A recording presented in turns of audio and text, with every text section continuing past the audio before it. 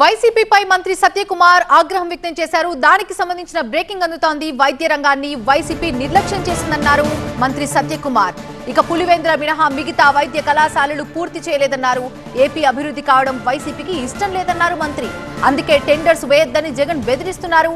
YCP ta-ta కుత్సప్పులకి ప్రభుత్వం భయపడదన్నారు మంత్రి సత్యకుమార్.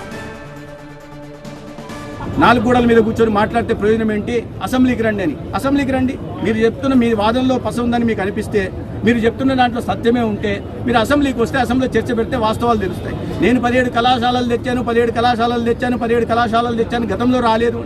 నరేంద్ర మోడీ గారు అధికారంలోకి వచ్చిన తర్వాత, ప్రధానమంత్రి అయిన తర్వాత విద్య మీద ప్రధానంగా దృష్టి పెట్టి దేశవ్యాప్తంగా మెడికల్ కాలేజీల సంఖ్యని 380 నుంచి 780కి తీసుకెళ్లడం జరిగింది. దాని కారణంగా ఆంధ్రప్రదేశ్ కూడా 17 మెడికల్ కళాశాలలు మంజూరైతే వాటిని పూర్తి చేయకుండా 5 సంవత్సరాల పాటు నిద్రపోయి ఒక్కటంటే ఒక కళాశాలను కూడా పూర్తి చేయకుండా ఇవాళ తప్పని పరిస్థితులు కేంద్రం నబార్డ్ నుంచి నిధులు రావడానికి అవకాశం ఉంది, దాని దారి మళ్ళిచ్చారు. శాస్కీ కింద నిధులు వస్తే దాని దారి మళ్ళిచ్చారు. సెంట్రలీ స్పాన్సర్ స్కీమ్ కింద వచ్చిన నిధులు మాత్రమే ఖర్చు పెట్టారు కానీ రాష్ట్ర ఖజానా నుంచి ఒక్క పైసా ఖర్చు పెట్టకుండా, ఒక్క కళాశాలను కూడా పూర్తి చేయకుండా పునాదుల స్థాయిలోనే వదిలేసి, మొండిగోడుల స్థాయిలోనే వదిలేసి ఇవాళ నాణ్యమైన వైద్య విద్యను విద్యార్థులకు అందించమంటే ఎలా సాధ్యమవుతుందో ఆయన విజ్ఞతగా బెదిరిస్తున్నాడు. ఆయన ఎంత బరిదగిచ్చారంటే బెదిరిస్తున్నాడు.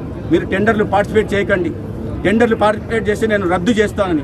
ఎవరు ఏదైనా రాష్ట్రం ఏమైనా ఒక అబ్బ సొత్తా ఇష్టం వచ్చినట్టు మీరు టెండర్లు రద్దు చేస్తాము మీకు ఎవరికి బెదిరించడానికి?